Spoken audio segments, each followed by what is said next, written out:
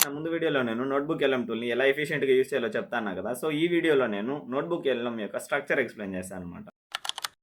Guys, మీరు first గూగుల్లోకి వెళ్ళేసి notebook LM అని సెర్చ్ చేశారంటే మనకు ఇంటర్ఫేస్ ఇలా వస్తుంది. ఫస్ట్ వచ్చిన లింక్ పైన క్లిక్ చేశారంటే ఇంటర్ఫేస్ ఇలా వస్తుంది అనమాట.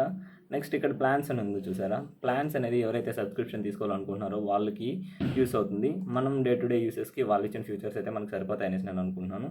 అండ్ ఇలా స్క్రోల్ చేశారంటే మీకు నోట్బుక్ ఎల్ఎం ఓవర్వ్యూ అంతా కనిపిస్తుంది.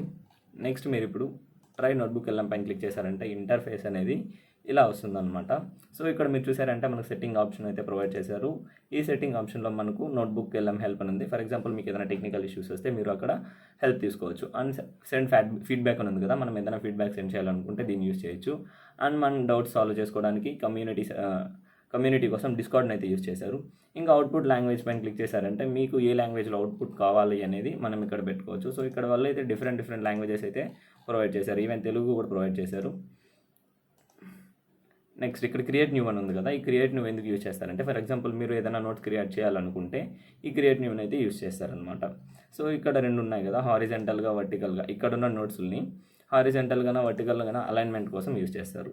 ఇక్కడ ఫ్యూచర్ నోట్స్ అని ఉన్నాయి కదా, ఇది ఎవరో ఒకరు క్రియేట్ చేసి ఉంటారు. ఫర్ ఎగ్జాంపుల్ మీకు అది యూస్ఫుల్గా అనిపిస్తే మీరు దాని మీద క్లిక్ చేసుకొని మీరు యూజ్ చేసుకోవచ్చు. అండ్ నెక్స్ట్ ఇక్కడ రీసెంట్ నోట్బుక్స్ అని ఉన్నాయి కదా. ఫర్ ఎగ్జాంపుల్ ఒక నోట్బుక్ని అయితే క్రియేట్ చేసి పెట్టాను అనమాట. ఒకవేళ జావా ప్రోగ్రామ్ మీద క్రియేట్ చేసి పెట్టాను. మీరు ఒకవేళ కొత్తగా క్రియేట్ చేయాలనుకుంటే క్రియేట్ న్యూ నోట్బుక్ పైన క్లిక్ చేశారంటే ఇంటర్ఫేస్ ఇలా వస్తుంది. ఇక్కడ అప్లోడ్ సోర్సెస్ అని వచ్చి చూసారా, మనకి ఇది చాలా ఇంపార్టెంట్ అనమాట. ఇది ఏ ఫైల్స్ని సోర్స్ కింద తీసుకుంటుందంటే పీడిఎఫ్ని, టెక్స్ట్ని కానీ, మార్క్ని, ఆడియోని, లేక డాక్యుమెంట్స్ని కూడా తీసుకుంటుంది. ఇంకా Google drive links, website link, YouTube links, టెక్స్ట్ని తీసుకోవడానికి చాలా ఛాన్సెస్ అనేది ఉంటుంది. అండ్ ఎలిజిబిలిటీ అయితే 15 సోర్సెస్ అయితే మనం ప్రొవైడ్ చేయొచ్చు అనమాట. సో ఇంటర్ఫేస్ ఇలా వస్తుంది ఆఫ్టర్ ప్రొవైడింగ్ సోర్సెస్.